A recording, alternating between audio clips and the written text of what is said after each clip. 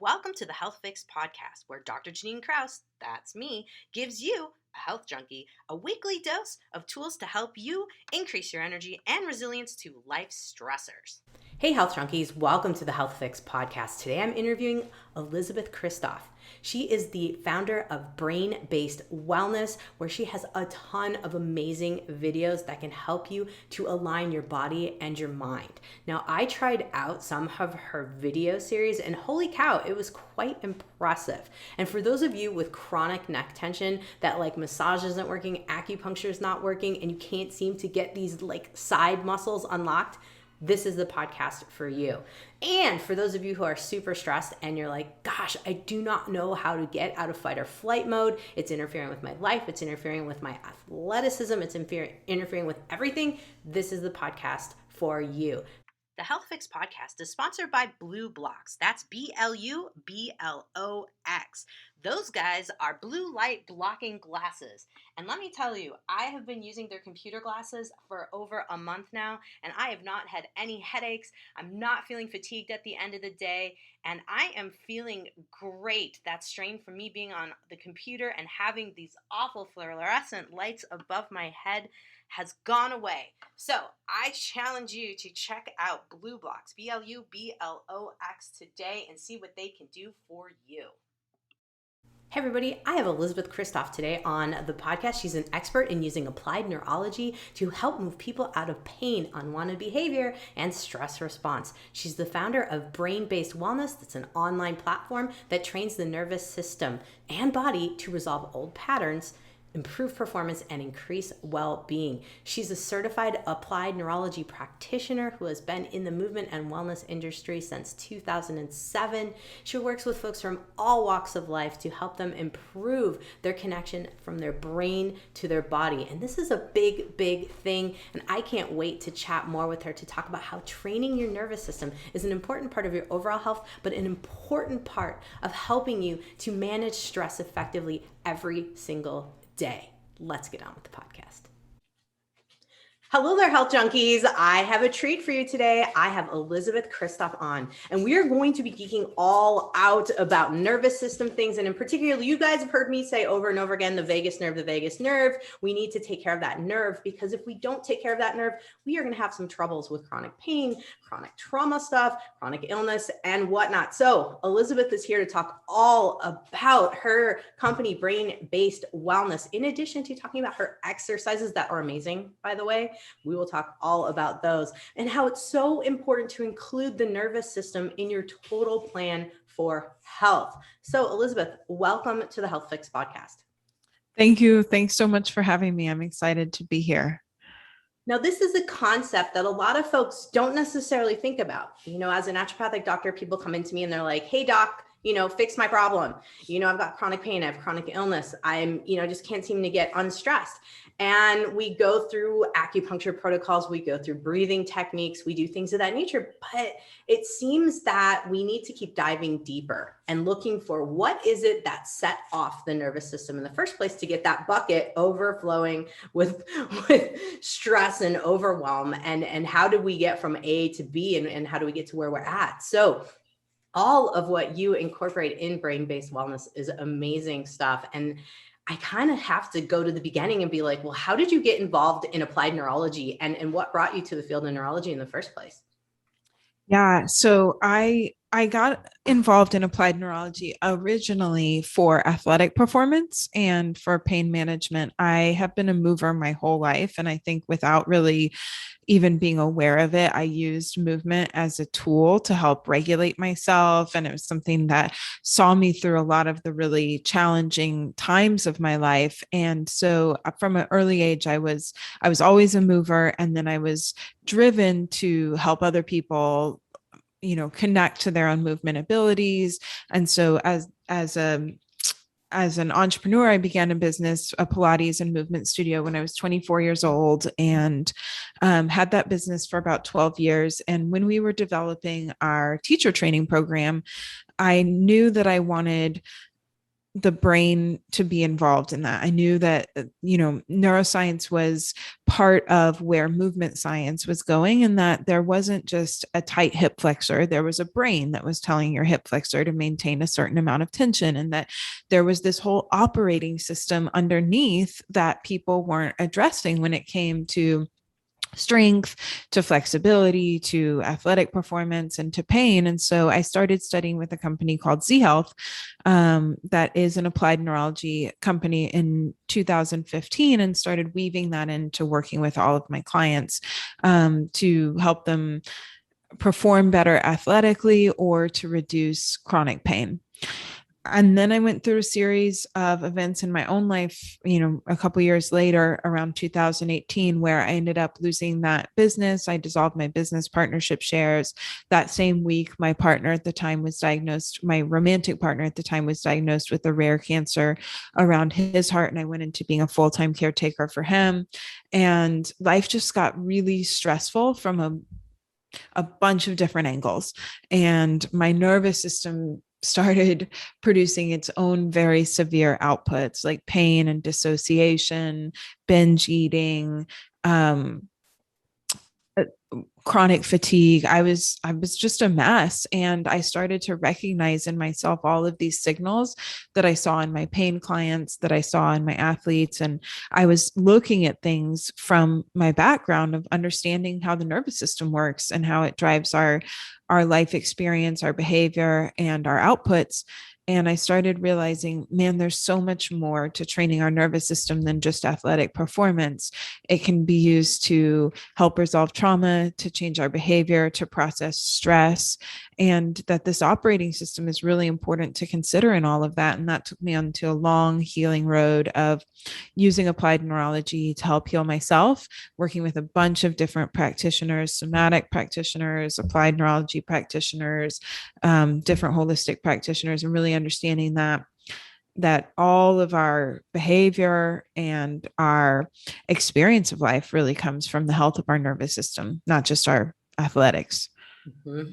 Absolutely. Absolutely. I think this is something that a lot of people don't necessarily, I think we just don't think about it, or maybe we're just not taught it really, that Yeah. the nervous system inputs are constantly coming. But if there's some confusion in the nervous system, then we start to have, compounding effects. Now, in one of your videos, you mentioned if there is, say, a foot or ankle injury, the body cannot sense as things start to come up, as the brain messages come up. And a lot of us have rolled our ankles over the years, or like stubbed our toe really bad as kiddos, but we might not think that that might be related to our back pain, or we might not think that that might be related to our overall chronic fatigue. Can you explain a little bit more about how those kind of things develop and can be contributed to things such as chronic pain, or even stress, overwhelm, and binge eating? I mean, for a lot of people, I don't think they might associate an injury with how binge eating might have started or came about.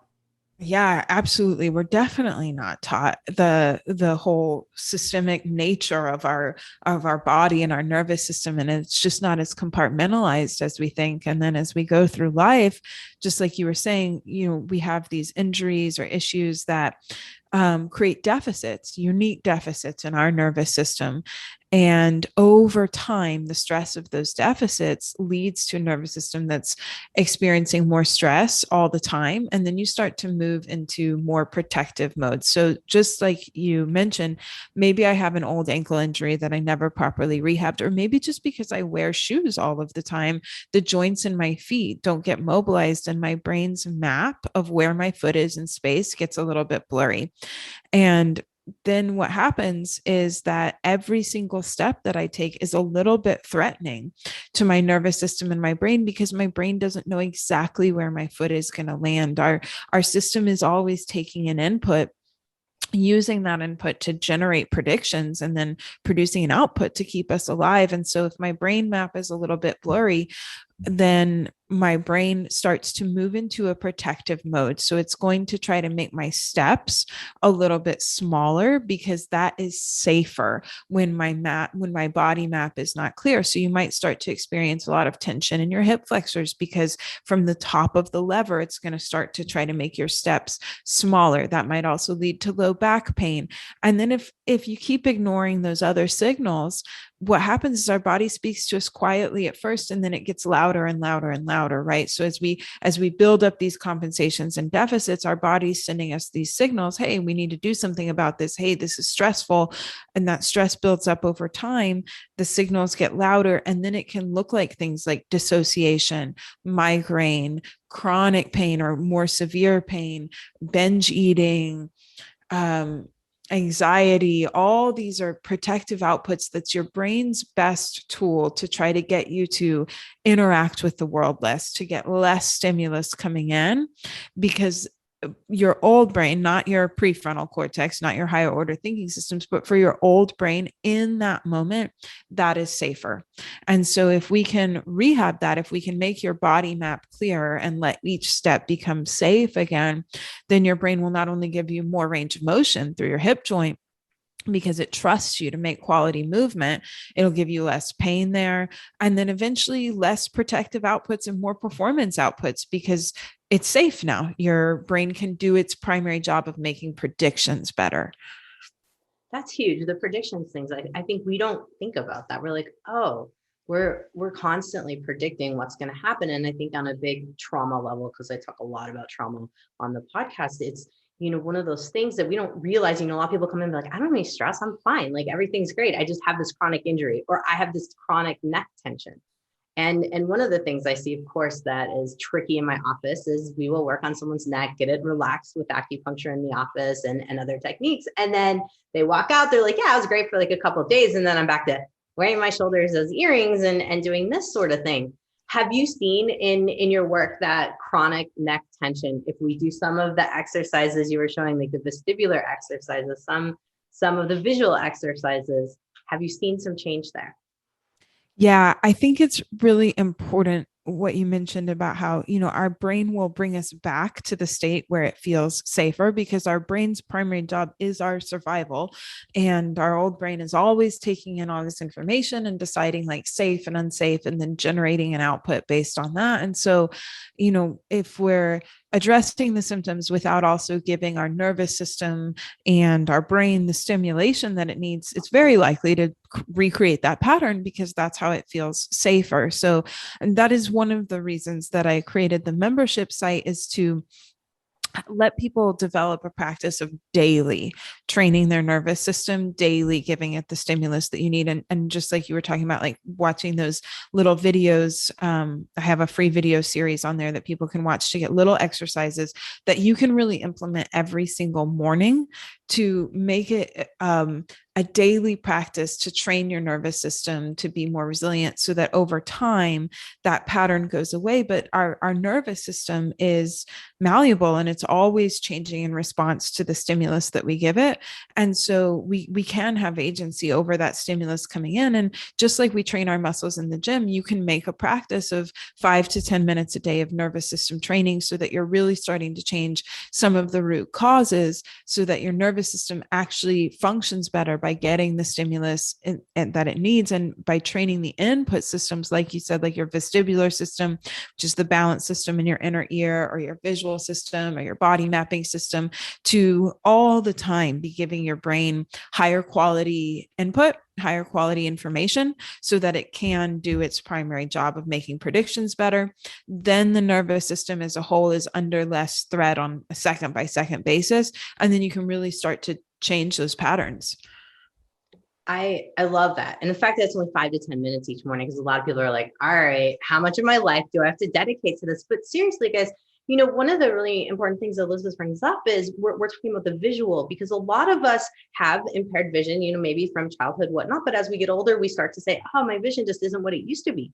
Could it be that vision is declining due to stress, not just declining because we're getting older? Same thing goes with balance too. I think, like we're saying, it's things we don't train, and we're staring at computers all day. That's right. Yeah, I think the visual system, it's really neat. I have a lot of clients that their vision actually gets much better. They can start driving at night again. They don't have to use their glasses just by training their eyes to do the skills that our visual system is supposed to be able to do. But because many of us just sit and look at a computer screen all day long that's a 13 inches or so away from our face, so we're not training like our distance vision, we're not training our peripheral vision, we're not moving our eyes in a bunch of different directions, and if we don't use it we lose it and those skills start to deteriorate. The nerves that innervate the visual system start to not get enough stimulus and use, and then as you mentioned too, stress can start to damage nerves and cause problems with the nervous system. So you have all of that compounding to make your vision get worse. But if you start to train the skills that your eyes are supposed to be able to do, moving your eyes in different directions, practicing training your peripheral system, practicing switching your gaze from near to far, not only does that give your brain a signal from the body up that you're not under threat to reduce your stress, because if I'm training my peripheral vision, I'm actually sending a signal to my brain like, hey, I'm not under threat right now, because when I'm under threat, my vision becomes very focused. And so if I'm expanding my vision to look beyond what's immediately in front of me, that's sending a very physiological signal to my body, to my brain, to my nervous system, like, hey, right now we're not under threat. So that's one great way to just reduce stress in that second. But it's also making the system get the stimulus that it needs to start to function better, to be used more through a variety of skills, so that you're actually training yourself into having better visual skills. That's so huge. And, something that we're not, told by our eye doctor or anybody, Nope. when No, we go totally. in. And so these are things that are extremely useful, because I think, when I look at them, like, how many of my patients have dizziness? How many of my patients have visual impairment? Or we'll talk about like, hey, I can't drive at night, or when it's super rainy, everything's super blurry. It's like, well, those are stressful situations on top of it. Or my vision gets blurred when I'm stressed out. Yes, yes, yeah. I get a lot of clients that come with, they start to get tunnel vision or blurry vision when they're experiencing stress, migraines. And so by training their visual system, yes, you have the benefit of like, wow, I can read clearer without my glasses on, or I can see further, I can drive at night. But then also there's, the impact that it has on the system as a whole. If vision is at the top of the neural hierarchy, which just means that our brain thinks that that information is really important because it uses the information coming in from our eyes as a large part of how it makes predictions. And so if that whole system is functioning better, then our brain feels a lot safer making predictions all of the time. Our nervous system feels safer all of the time. And then maybe we are less emotionally reactive. Maybe we push ourselves less into a state of hypervigilance or a high stress state, or even a freeze state, because our nervous system is under less stress. Because on a second by second basis, it's easier to know what's going on in the world around us, where our body is in space, and to, again, make those predictions that our brain wants to do really well to keep us alive.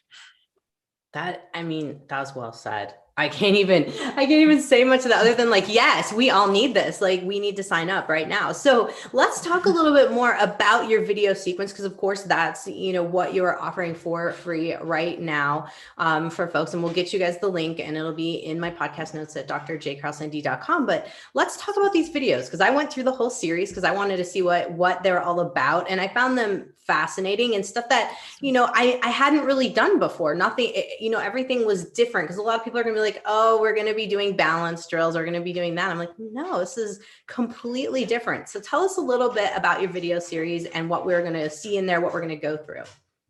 So the video series is really designed first to teach people how to be the expert of their own nervous system, because when you do these exercises, everybody's nervous system is really different and unique. And so you need to be able to assess and reassess, like, is this affecting me in a positive way, or is this too much stimulus for my nervous system? And how do I know that? How does applied neurology even work? Because most people haven't even heard of applied neurology, right? And so applied neurology is basically just taking the latest in brain science and making it into really practical simple neuro exercises that people can use on a daily basis to train their nervous system, to train the different parts of their nervous system to function better.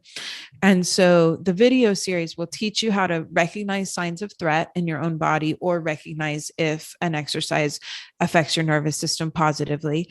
And then they also teach you 5 of the drills that I found work really well for a large number of my clients. So there will always be some people that like, that's not the right drill for you. But for a lot of people that I've worked with, these are some really high payoff drills where very quickly people usually notice, wow, I have better range of motion. I feel a little bit more calm after doing this. I can exercise and I feel a little bit stronger.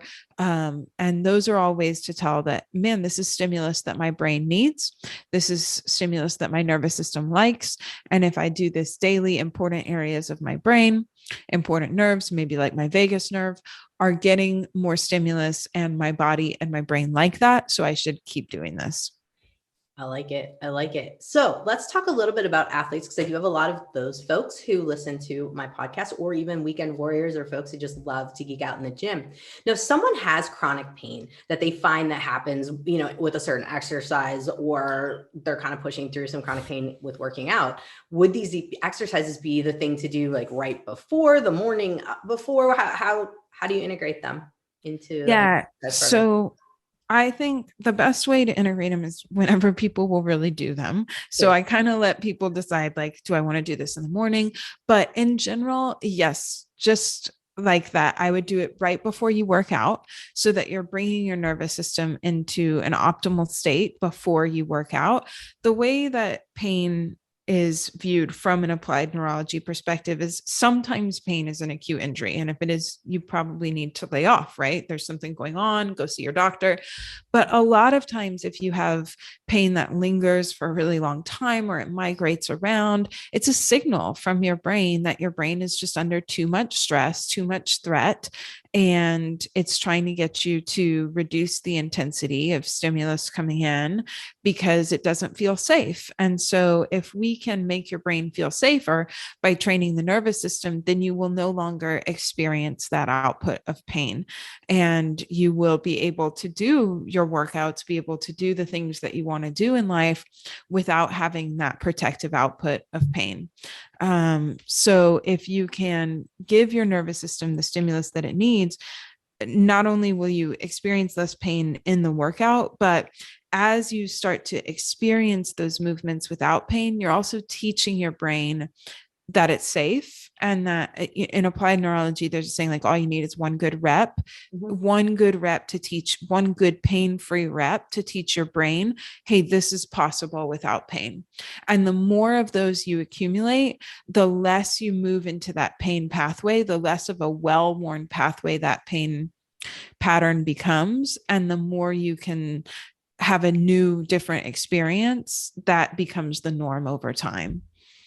That's awesome. That's awesome. When you were mentioning about the one good rep without pain, I was thinking about myself in particular. I'm going to talk about, just because I have a great example for it. I love lifting heavy weights. I love, all the barbell kind of stuff. And for me, I've struggled with barbell deadlifts for a very long time. I couldn't go over a certain amount of weight because I would have pain. And then once I was able to get above a little bit of higher weight without pain, I was like, oh, okay, I could do this. Then I get to this one spot that's just like my end stop point, because a little bit of pain, all of a sudden I'm shaking. My nervous system's like, this isn't good. And so I wonder too, if these drills would be useful for someone that's like my situation, where, we get to a certain point and then we have the pain. Yeah, absolutely. A lot of times what I do in my own practice and with my private clients is, there's those places we reach our capacity. And so right before that exercise, I would do 2 or 3 really high payoff drills, 2 or 3 things that my nervous system responded really well to. And for example, most of my life, I've never been able to do pull-ups. I have very small forearms. I'm very my lower body is much more dense than my upper body. It just wasn't something that I thought I could do. I have very bad grip strength. And the first weekend, this was years and years ago, that I went to go do the first level of the applied neurology training, we did just a ton of body mapping, a ton of stimulating the mechanoreceptors in each of the joints and moving all the joints through their complex ranges of motion. And at the end of the training, I just looked up at this bar and I didn't even think too much about it. And I just had the compulsion to jump up and grab it. And I just did 5 pull-ups like it was butter, like it was nothing. Wow. And it was just this moment where I realized, I have the capacity to do it. My brain just has to believe that it's okay for me to do that. We can generate a tremendous amount of strength, but our brain inhibits what we're capable of to the extent that it feels safe doing it. Yeah. Yeah. No, that's huge. No, one of the other things I was thinking about while you were mentioning that is the concept of frozen shoulder. So adhesive capsulitis, for those of you who I want to geek out here. We've done x-rays and yes, you can see the inflammation, but it's like the shoulder goes up and then there's just this lack of movement over it. Let's geek out a little on this. Have you worked with some folks with frozen shoulder, and how does Definitely. Definitely. So a lot of times I start with really simple body mapping for the hands, for the forearms, and that can look like just sensory stimulus, just closing your eyes, rubbing your hand. This is where my hand is in space, maybe vibration on the hand, trying to reconnect the brain to the lower part of the limb so that, again, your brain feels safer moving your hand, moving your arm through a fuller range of motion. And then sometimes doing specific nerve glides for like the brachial plexus, just to help the conductivity of those nerves. But then a lot of times it comes down to a completely different issue. Something is going on with the balance system inside of their inner ear, or they have trouble with a certain visual skill that needs to be addressed. And when we can start to rehab that specific skill, it makes a huge impact in their nervous system's overall sense of well-being, because it's been causing a lot of problem, a lot of threat for their nervous system. And so if we can rehab that, all of a sudden their brain will immediately unlock their shoulder, because now it's fine. It's fine to move through the full range of motion. And this is a huge factor because I feel like a lot of people end up with frozen shoulder when they're kind of like at their limits of stress, and especially ladies that are kind of in the menopause stages where the body's just trying to figure things out. Where is it and where is it hormonally? So this is incredible stuff for folks. You guys, if you're listening and you have frozen shoulder or you have lingering symptoms from frozen shoulder, because it seems like sometimes you get the shoulder moving, but there's always like that certain amount of like, I can't brush my hair or blow dry my hair kind of thing. Yeah, absolutely. I think that it's a very good example of a protective output of the brain when it's under too much stress. And that can come from hormonal changes. It can come from life stress, financial stress, emotional stress. It can come from unresolved trauma and being stuck in a state of hypervigilance and, or hypoarousal for too long. Or it can come from overtraining. But the point, there's all these different things that can cause the stress. But if at a very physiological level, we can reduce the stress by looking at and targeting these input systems, then we can make an effect on the shoulder, even if I can't do anything about the financial stress or the relational stress. But at a physiological level, we can change that. And then your brain will change the output. I think that's a huge thing to make folks aware of, like, yeah, we can't get rid of all of your stress in life. There's certain things you have to deal with, of course, but if we can lower what the body's perceiving as threats, we can help you manage stress more effectively over time. That's right. And a lot of the deeper healing, like a lot of my deeper trauma healing that came after that time of severe stress in my life, that time actually ended up leading me back to a lot of my childhood trauma that was totally unresolved, because the felt sense inside was the same. And so it brought me back. I started experiencing flashbacks and really reliving a lot of that trauma and had to heal it. But I've found that the first step in doing a lot of that deeper work is creating safety in the body first, because I can't do the emotional processing. I can't do even some of the somatic work, or even dropping from my head into my body to feel the signals that my body is sending me. If I'm in this heightened state of not feeling safe, even in my own body, in this dissociated state. And so if I can use applied neurology to, on a very practical physiological level, create a felt sense of safety in the body and regulate the nervous system just by doing simple stimulus, then it becomes more possible not only to get more range of motion through your joints or to train differently, but to do some of the deeper healing work that allows you to expand your life in a different way because you feel safe and regulated enough to do it. That's a huge, that's a huge concept, is feeling safe in your body and feeling safe with movement, feeling safe with, just trusting yourself. I think this is a huge issue with trauma. It's a huge issue too, if we go into eating disorders and things of that nature. Now, I'm curious about the binge eating component because it's something that I have a lot of patients. I myself love to emotionally eat, and Amen. want to connect that a little bit here for some folks that might be listening, going like, okay, now I get the movement, I get the pain, but I don't get how I connect in the binge eating component of things. This was a huge moment of understanding for me because I've been a binge eater my whole life. As far back as I can remember, I have binged. And so in this time of really high stress, the binging got really bad, really painful. And as I was studying further into my applied neurology courses, I really started to learn about the interoceptive system, which is the system that tells your brain what's going on inside of your body. So, we have like our proprioceptive system, which gives us a body map. We have our extraceptive system, which tells us about the world around us. And then we have our interoceptive system, which is like, hey, this is what's happening in your guts. This is what's, happening with your heart. And it relays all of that information to your brain. And our vagus nerve is a key player in that system. And I learned that a lot of people with eating disorders or PTSD or complex PTSD have interoceptive dysfunction. And what happens is that our brain starts to predict too much threat from the signals coming inside the body where there isn't any. It's that sense of waking up with your heart racing, that sense of like impending doom, right? When you wake up, when really it's just the same day over again, right? It's not, nothing exceptionally threatening is happening that day. You're going to see your clients, you're going to drive here, you're going to do the same thing you always do, but it doesn't feel safe. And that's just our brain misinterpreting the amount of threat coming in from our organs and from our heart and from our internal system.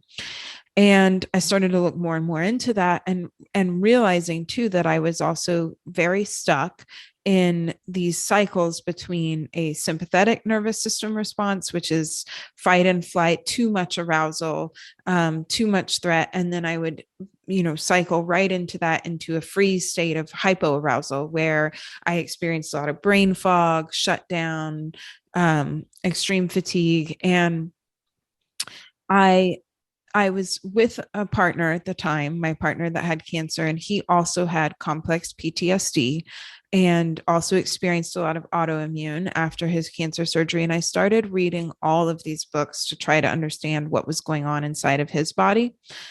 Complex PTSD by Pete Walker, or Waking the Tiger, The Body Keeps the Score. And I started understanding how dangerous a dysregulated nervous system is for so long, right? That pumping out all that cortisol all the time damages the blood vessels, it damages the nerves.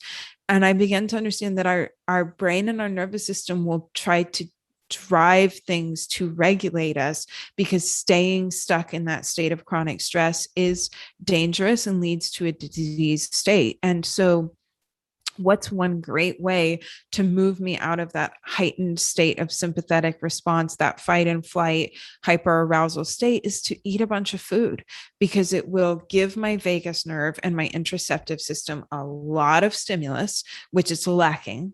And it will also move me into more of a calm and respond, rest and digest state, which my body desperately needed to get out of that high stress state. And so my binge eating was really my brain's best way to protect me, to get me out of that state that I needed to be regulated out of, and to give important areas of my brain and my interoceptive system stimulus that they needed to stay healthy, active, and alive. And so until I had new tools to give, like my insular cortex and my vagus nerve, the stimulus that they needed, and to regulate my nervous system, I really couldn't stop binge eating. And if I did, it was kind of dangerous. Yeah. Yeah. No, I think this is huge because, yeah, if that's your only outlet to find calm and we try to take that away, I can see how things start to crash down. And I have seen with certain folks who are in programs that are not including the neurological aspect of this, there is a lot of pain coming up, lots of other things that start to surface because we've taken away the coping mechanism. Yep. I would, if I did not have that, and I've seen this with some of my clients too, when we didn't get them enough tools prior to them just trying to stop the behavior, they would start to experience pretty severe chronic pain or migraines or other protective outputs of the brain, trying to keep them regulated, safe, calm, and protecting them the best way that our brain could. So most of our behaviors are really our brain and our nervous system's best bet to either get us the stimulus that we need or to keep us regulated in the way that we need. And so there was a moment where I really realized, like, wow, my body and my nervous system have this deep, high intelligence, and they have been keeping me alive. I knew other people that did not have food, that had been through the same amount of trauma, similar trauma as myself in their early childhood, which was pretty severe, pretty high ACE score, adverse childhood experience. And they got really sick. And I really believe that because I had food as a tool to regulate myself, I was able to stay pretty high functioning. And that doesn't mean I wanted to do that forever. It got really painful. It wasn't, how I wanted to live, but I also saw that, like, it served its purpose for sure. Mm-hmm. Mm-hmm. No, I think that's really important to highlight it that way because so many people are struggling, especially now. I've noticed, with the pandemic, there's a huge increase in a lot of folks struggling with stress, struggling with overwhelm. Where's where's the US going in particular? What's happening in the world? What are we going to do? Yeah. It's an important time to really take a step back and spend some time with your nervous system. Yeah, it's a pretty traumatic time for a lot of people.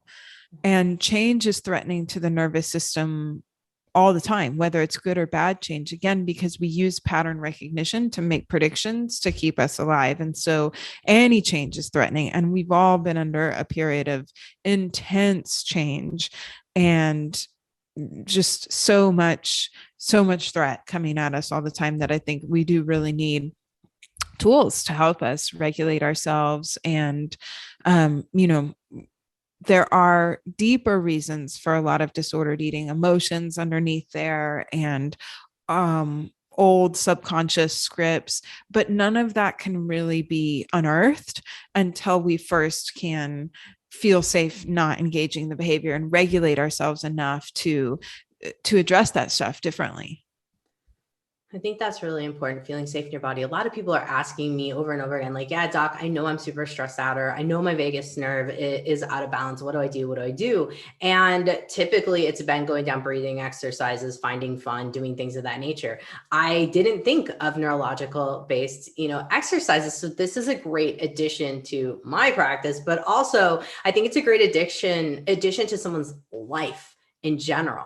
So folks can find your videos at brainbase-wellness.com, correct? Yes, that's right. That's right. And you can just sign up for the free video series there and just get started with just a few minutes a day and see how your body responds to it. It's just another tool in the toolkit, but I feel like we could all use a lot of tools right now. Absolutely. Absolutely. Now you do mention, going slower if you notice some negative side effects, or you could take it to the next level if you're not noticing as much benefit. Say someone goes through it and they start doing it. How many weeks do you recommend, before? I know we're reassessing after every one. How many weeks do we go through these before we go, okay, they need to contact you and get in touch with you to do some higher level stuff? Yeah, so I think our brain does need novel stimulus, and it's important that that stimulus keep changing. Everyone's kind of different. So some people, the drills will last for a while to keep making a difference. And then other people, their brains, usually if they're more athletic, your brain gets bored with stuff quicker. So it needs new stimulus faster. And so then I also offer 2 free weeks membership on the site, and I am on there live every day doing nervous system training, doing somatic movement. And so once you're on the membership site, you're getting novel stimulus all of the time. And you also have the opportunity to ask me questions. I mean, part of the reason I love to go on live every day is because I like to train my own nervous system every day, and it keeps me accountable, keeps me in the work. But it's a great way to keep in the work, to do it with community, and to keep getting new stimulus for your brain too. Perfect. So it's kind of like an online workout, like you have a workout membership page, but in this case, it's for your nervous system as a whole. That's right. That's right. Super cool. That's really awesome. I think a lot of folks can benefit from that as well. And they can access that straight through your website, brainbased-wellness.com, correct? Yep. That's the best place to find me. Perfect. And if folks want to work one-on-one with you, same thing in that department. Same thing. Yep. Excellent. Now, are you on Instagram? Are you on Facebook? Where else can folks find you? I'm on Instagram at EL Kristof, Kristof. And I do have little videos of drills there too, and different podcast interviews that I'm on and stuff like that. So that's probably the best other place to find me is on Instagram. Sounds good. Well, thank you so much for coming on today and sharing such huge information with folks. Thank you so much for having me. It was an honor to be here.